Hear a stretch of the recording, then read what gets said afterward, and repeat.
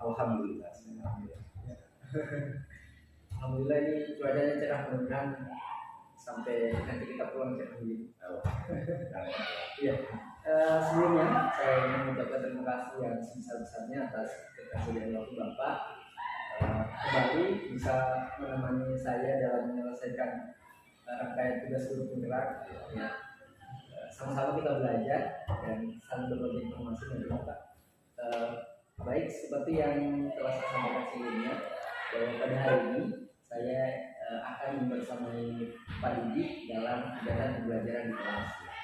Nantinya akan ada 3 tahapan Pak yang sudah saya sampaikan, bahwa ada nanti praobservasi, observasi, dan pasca observasi. Baik, untuk hari ini Bapak mengajar di kelas berapa? Saya mengajar di kelas 8. Di kelas 8. Baik. Untuk materi sendiri itu tentang apa Pak? Ini kita belajar IPS di kelas 8. Materinya itu tentang perdagangan internasional. Perdagangan internasional berkaitan dengan ekspor dan impor. Berarti hari ini Bapak akan mengajar di kelas 8 tentang perdagangan internasional khusus kegiatan ekspor dan impor. Untuk tujuan pembelajarannya sendiri itu akan seperti apa nanti? Jadi tujuan pembelajaran hari ini yang hendak dicapai di materi IPS kelas 8 adalah sesuai materinya perdagangan internasional. Jadi diharapkan setelah pembelajaran itu peserta didik itu mampu menjelaskan tentang perdagangan internasional. Cakupannya apa saja sih yang mencakup tentang perdagangan internasional? Intinya dia paham tentang perdagangan internasional, Pak. Kira-kira seperti itu. Jadi untuk tujuan pembelajarannya ini Pak Didi ingin siswa bisa menjelaskan kegiatan perdagangan internasional, cakupannya. Dalam pembelajaran nantinya, bagian dari pembelajaran yang akan menjadi fokus untuk diamati pada hal apa? Jadi untuk fokus pengembangan pada pembelajaran nanti yang diamati itu tentang apakah strategi, kemudian metode ataupun media pembelajaran yang saya terapkan itu Pak dapat efektif atau tidak dalam proses pembelajaran. Apakah ketiga hal tersebut mampu membuat siswa paham tidak tentang materi yang saya ajarkan? Kira-kira seperti itu Pak. Jadi intinya siswa mampu memahami tidak materi yang saya ajarkan dengan strategi yang saya terapkan, metode dan juga media pembelajaran yang saya terapkan. Kira-kira sebaik. Ya. Untuk persiapan tempurnya sendiri Pak. Ya. Ini strategi yang disiapkan, media peralatan yang dipersiapkan sudah seperti apa? Ya, jadi untuk medianya di sini saya sudah sediakan gambar sesuai dengan RPP. Ya. Jadi di situ di media yang dicantumkan dalam RPP adalah tentang gambar-gambar aktivitas perdagangan internasional. Jadi sudah disediakan tentang gambar-gambarnya. Kemudian ada juga nanti untuk post-testnya. Kan nanti di pembelajaran ada post-testnya Pak ya. Ada pretest, ada post-testnya. Jadi nanti setelah proses pembelajaran ada post-testnya. Jadi ini medianya tentang gambar. Nanti siswa diminta untuk mengamati gambar-gambar ini. Kemudian siswa diberikan kesempatan untuk apa sih yang mereka ingin ketahui tentang perdagangan internasional melalui media ini Pak. Ya. Jadi akan mungkin ada proses diskusi. Ya. Jadi nanti memang yang saya terapkan adalah proses diskusi siswa ya. Jadi siswa berdiskusi tentang apa-apa saja yang mereka ingin ketahui tentang perdagangan antar negara itu Pak. Jadi sudah medianya sudah ada. Kemudian instrumen penilaian itu sudah ada. Kemudian dan terakhir adalah ada prosesnya. Ya, kira-kira seperti itu. Baik Pak, sudah sangat menarik, sudah sangat siap Bapak untuk mengajar hari ini. Artinya sudah ada, medianya sudah ada, bahkan post-testnya untuk mengukur pengetahuan siswa juga sudah ada. Sangat menarik dan saya sangat antusias Pak. Mungkin kita langsung di kelas Pak. Bisa? Ya. Oke, baik. Terima kasih banyak sebelumnya. Jadi langsung kita saya akan membersamai Bapak di dalam kelas. Ya.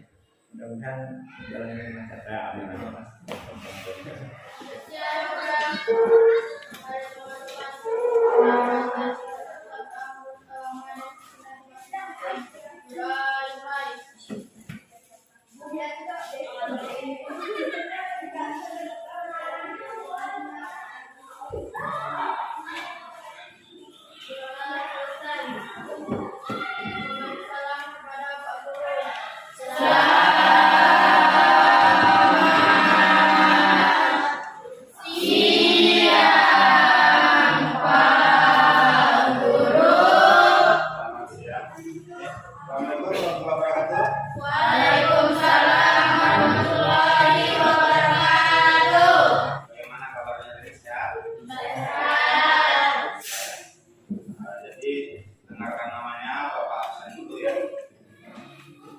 Nah, jadi hari ini kita lanjutkan materi kita mengenai perdagangan antar negara ya, atau perdagangan internasional yang berkaitan dengan kegiatan ekspor dan impor ya. Kalian sudah sering dengar kan perdagangan itu apa? Perdagangan itu apa? Yaitu proses jual beli. Jadi perdagangan itu proses jual beli. Yang lalu kita sudah bahas tentang perdagangan antar pulau. Ya, jadi hari ini kita belajar tentang ujung pembelajarannya. Yang diharapkan adalah setelah kita belajar materi ini, kalian itu bisa memahami perdagangan antar negara itu apa sih? Manfaatnya apa sih di perdagangan antar negara? Kemudian hal-hal apa saja yang mendorong terjadinya perdagangan antar negara tersebut ya. Oke, sebelum kita bahas lebih dalam lagi tentang materi ini, Bapak mau bertanya dulu. Sejauh mana sih pengetahuan kalian tentang perdagangan antar negara? Siapa yang tahu perdagangan antar negara itu? Ada yang tahu? Ayo angkat tangannya. Yota, ya Yota. Perdagangan antar negara itu apa ya Yota? Perdagangan antar negara yang dimaksud adalah individu atau lembaga dari negara kita yang menjual atau membeli barang dari individu atau badan yang ada di luar negeri. Oke, itu ya. Jadi singkatnya seperti ini nak ya. Jadi perdagangan antar negara itu maksudnya perdagangan yang terjadi antar negara. Oke, itu secara singkatnya saja. Jadi sama halnya dengan perdagangan antar pulau, ya. Perdagangan itu bisa terjadi karena saling membutuhkan satu sama lain. Karena keterbatasan sumber daya alam. Di negara satu baru memiliki sumber daya alam ini, dan di negara lain memiliki sumber daya alam ini. Saling membutuhkan, makanya terjadi perdagangan. Oke ya. Jadi hari ini kita belajar tentang perdagangan antar negara. Oke, Bapak akan bagi menjadi 3 kelompok. Ya, satu kelompok itu ada yang 3 orang dan ada yang 4 orang. Sekarang mulai berhitung dari Shirley. Hitung 1 sampai 3. 1, 2. Jadi yang nomornya sama silakan bergabung menjadi satu kelompok. Buat kelompok di sini kelompok 1, di sini kelompok 2, di sini kelompok 3. Ini halaman 159 tentang perdagangan antar negara ya. Jadi hari ini kita diskusi tentang perdagangan antar negara.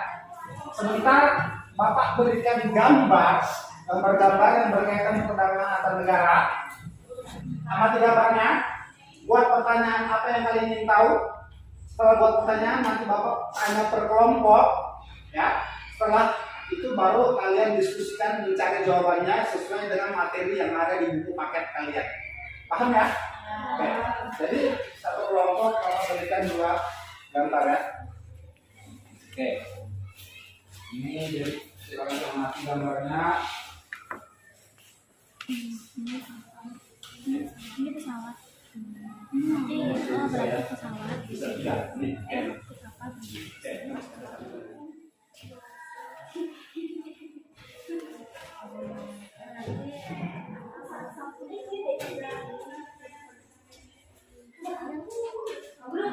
Satu gambar, satu pertanyaan, Pak. Enggak. Usah biar semuanya sedikitnya untuk membuka pikiran kalian tentang perdagangan internasional. Mengapa perdagangan antar negara harus dilakukan? Oke, bagus sekali ya. Jadi kelompok 1 ada 6 pertanyaan yang sudah dia buat. Nanti kita bahas bersama ya. Nanti kita pilah-pilah. Kalau pertanyaannya sama berarti cukup 1 saja yang kita bahas ya. Oke, sekarang untuk kelompok 2. Kelompok 2. Apa tujuan Perdagangan antar antar negara? negara? Nomor 1. Nah, kalau pertanyaannya sama, nanti kan kita bahas. Oke, nomor 1 apa? Bagaimana proses terjadinya perdagangan antar negara? Jadi ini pertanyaan dari 3 kelompok. Nah, ya. Sekarang kita identifikasi mana pertanyaan-pertanyaan yang sama dan berbeda. Kalau pertanyaan yang sama, cukup satu saja ya, yang lainnya digunakan. Sekarang tugas kalian, silahkan cari jawaban soal-soal yang sudah kalian buat ini di buku cetak kalian, di buku paket kalian. Materinya bisa kalian dapatkan dari halaman 159 sampai dengan halaman 165. Nah, nanti setelah selesai kita bahas secara bersama-sama dan kalian presentasikan. Nanti Bapak tunjuk kelompok 1, silakan jawab pertanyaan nomor 1 misalkan. Kelompok 3 silakan jawab pertanyaan nomor 2 ya. Nanti kalian tanggapi secara bersama-sama.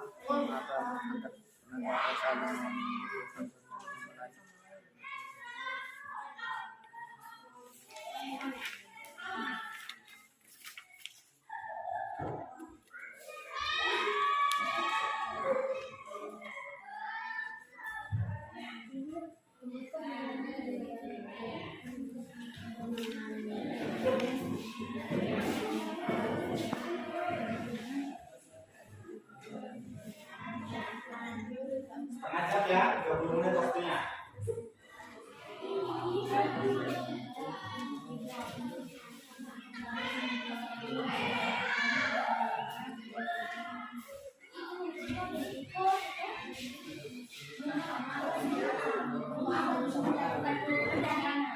Bahas bersama mengenai hal-hal apa saja yang kalian ingin ketahui ya. Nanti Bapak akan bagi per kelompok. Misalkan kelompok 1 menjawab pertanyaan nomor ini. Kalau ada kelompok lain yang menanggapi silakan ya. Yang satu sama lain karena ada perbedaan yang kuat. Oke, saling membutuhkan ya. Yang tidak dapat diproduksi dan di dalam negeri, menjalin persahabatan antar negara, transfer teknologi modern. Kebutuhan dan perbedaan faktor alat. Karena perbedaan kebutuhan dan perbedaan faktor alat.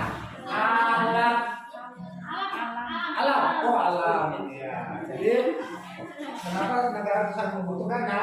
Karena adanya perbedaan Faktor alam. faktor. Karena kapal bisa benarnya yang lebih besar dan dapat lebih banyak mengangkut barang dibandingkan dengan transportasi darat maupun udara. Oke, ya. Ada lagi yang mau tambah? Tambahkan, silakan. Karena Ini saya selesai. Ya, silakan. Karena lebih murah untuk mengekspor atau menjual barang dan tidak nyaman. oke, lebih aman. Ada lagi? Ya, silakan minta. Apa saja barang yang dijual? Nomor 5. Ya, nomor 5. Karena biaya transportasinya lebih murah dan memuat barang banyak. Ya, itu kesimpulannya dari pertanyaan jawabannya Ani dan Denisa. Ya, kenapa transportasi laut lebih dipilih untuk kegiatan ekspor dan impor? Artinya kapal ya. Pertama, keuntungannya kapal itu banyak bisa memuat barang. Kemudian yang kedua, biaya transportasinya atau akomodasinya lebih murah. Coba kalau minyak sawit atau coklat atau kopi dimuat pakai pesawat, mahal kan? Yang di bawah sedikit harganya mahal biaya transportasinya. Contoh di Papua. Kenapa di Papua harga semen sekarang bisa sampai 500.000? Kenapa? Karena di bawah menggunakan jalur transportasi udara. Jadi kegiatan belum belajar kita hari ini sudah selesai. Ya, mulai dari kalian tadi Muhammad 34 tentang perdagangan antar negara, kemudian membuat pertanyaan-pertanyaan tentang apa yang kalian ingin ketahui, kemudian kalian membahas secara bersama-sama sampai dengan mensosialisasikan dan berdiskusi bersama ya.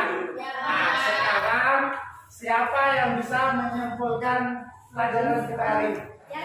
Sekarang Bapak berikan tugas untuk kalian untuk dikerjakan ya, post test dikerjakan sekarang, kalian jawab ya, sebentar di store ke Bapak ya. Iya. Kita di sini Terakhir ya.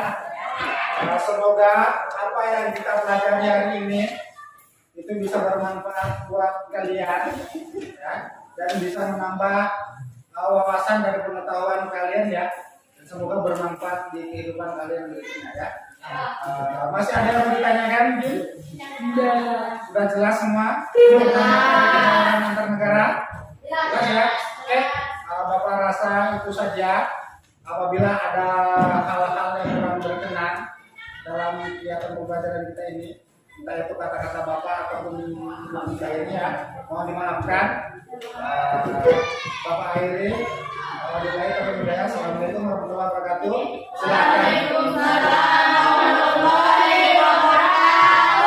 Silakan ketua kelasnya pimpin doa setelah belajar.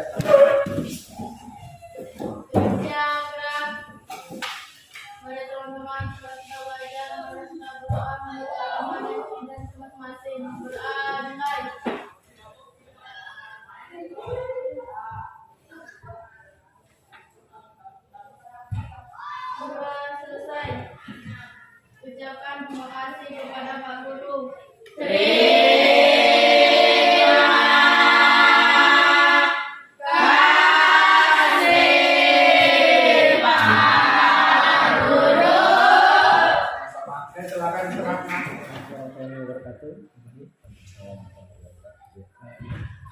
Baik Pak Didik, seperti yang sudah kita bahas sebelumnya bahwa akan ada 3 kegiatan yang sudah kita lakukan adalah praobservasi, observasi, dan hari ini kita melaksanakan pasca observasi.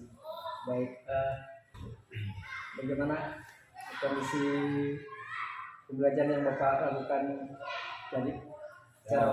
Alhamdulillah, proses pembelajaran yang dilaksanakan tadi itu berjalan dengan apa yang direncanakan Pak.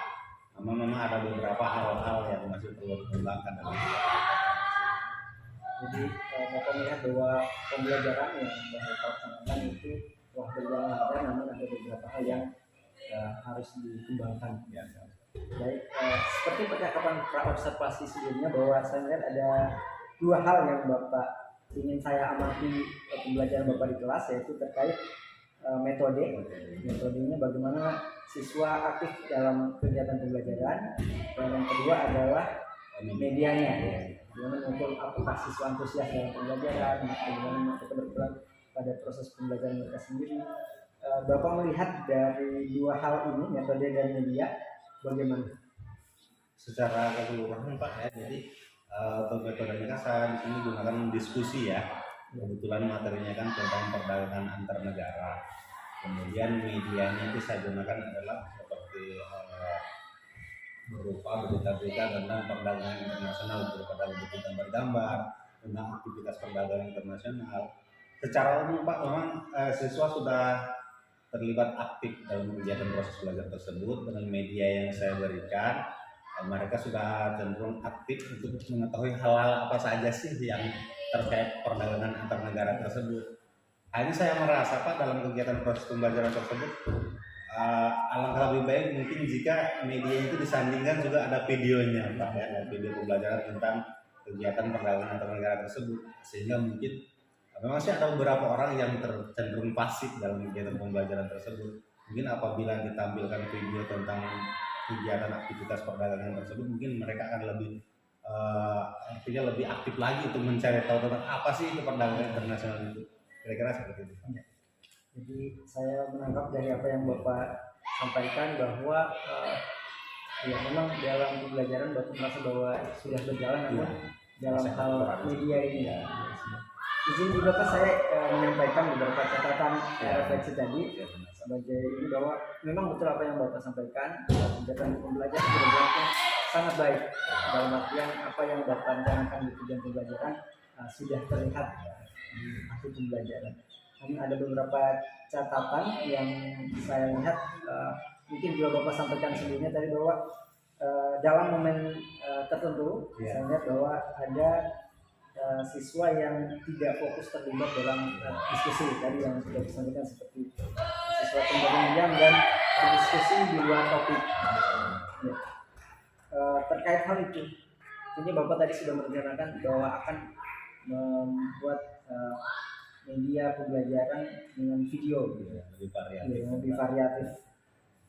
Bapak melihat bagaimana penerapan video ini, apa hal yang ingin Bapak menjadi dukungan Bapak dalam melakukan media ini? Tentunya Pak ya, apalagi kita kan ini cenderung di daerah agak pelosok ya. Tentunya kita juga guru kan dituntut untuk pintar berkreasi Pak untuk membuat video pembelajaran tersebut, supaya kita bagaimana kita menampilkan video itu yang menarik bagi siswa. Walaupun kita tampilkan video, misalkan kalau videonya tidak menarik minat siswa kan itu sama saja dapat dikatakan kurang berhasil dalam proses pembelajaran. Jadi kita memang kita dituntut untuk bisa berkreasi dalam membuat video tersebut sehingga minat siswa itu timbul kegiatannya timbul untuk belajar gitu Pak. Apalagi kan kita di sini serba terbatas Pak ya, semuanya serba terbatas. Tentunya kita itu menjadi tantangan tersendiri bagi kita di sini Pak, tentang bagaimana supaya siswa itu walaupun kita di daerah terluar misalkan atau di pelosok misalkan, dia tetap minat belajarnya tinggi, tidak kalah sama anak-anak yang ada di daerah perkotaan. Intinya kita dari gurunya sebenarnya ya harus bisa membuatkan kreasi media yang lebih menarik lagi. Jadi sekali Pak, mungkin apa yang Bapak rasakan juga dalam pembelajarannya menarik itu yang saya jelaskan, media yang menarik. Mungkin Bapak bisa mempunyai gambaran video yang menarik itu yang seperti apa, yang bagaimana? Tentunya sepertinya Pak ya, jadi video yang menarik itu artinya video yang menampilkan tentang materi yang kita ajarkan itu apa. Kemudian videonya itu menjurus ke materi tersebut, artinya videonya itu tidak kesana kesini gitu loh Pak. Artinya videonya itu menjurus pada materi, artinya agar siswa itu lebih mudah memahami tentang materi tersebut. Kan biasanya ada videonya tidak sesuai dengan materinya, artinya lebih menjurus ke materinya.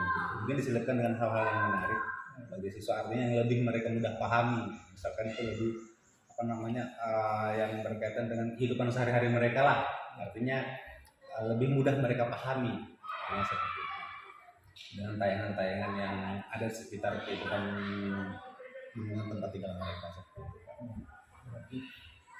Baik Pak, jadi penjelasannya sangat luar biasa bagaimana media tadi saya sebutkan bahwa bagaimana media yang benar-benar fokus dalam pembelajaran bahkan situasional yang melibatkan kondisi lingkungan tempat belajar siswa kan. Terima kasih. Jadi saya garis bawahi di sini ada hal yang ingin dikembangkan dari proses ini adalah bagaimana Bapak melihat ada media yang ingin ditampilkan lebih jauh lagi supaya bisa benar-benar melakukan pembelajaran yang berdampak pada murid, dan bagaimana kita sebagai guru mengembangkan mengembangkan ide-ide kita dalam pembelajaran itu sendiri. Baik Pak, terima kasih atas waktunya. Kita sudah melaksanakan banyak sekali percakapan mulai dari kemarin kemudian observasi dan observasi sebagai kesimpulan dari percakapan ini. Kira-kira apa yang Bapak bisa simpulkan dari kegiatan ini? Sebetulnya ini Pak, dari kegiatan observasi kegiatan pembelajaran edukasi ini tentunya banyak sekali ilmu yang kita dapat, terutama bagi saya pribadi. Memang kita guru kan dituntut terus belajar Pak ya, karena kita dituntut untuk mengikuti perkembangan zaman. Tentunya pola pikir anak itu dari zaman ke zaman juga kan berbeda-beda. Kita harus bisa, artinya kita harus bisa masuklah ke dalam dunia mereka agar kita bisa menciptakan pembelajaran yang berkesan bagi mereka Pak ya. Artinya menimbulkan kesan bagi diri mereka dan itu bermanfaat bagi kehidupan mereka. Jadi dari kegiatan ini Pak, tentunya banyak sekali pengalaman dan pengetahuan yang saya dapatkan. Utamanya kita untuk bisa merefleksi diri kita sendiri sebagai guru, kurangnya di mana sih? Artinya kan kita sebagai guru itu bagaimana ya? Artinya pasti ada kekurangan dalam kegiatan pembelajaran. Itulah gunanya rekan kita melakukan, dalam hal ini kepala sekolah, merefleksi kita kurangnya di mana agar kedepannya bisa baik lagi dalam kegiatan pembelajaran. Terima kasih banyak tadi.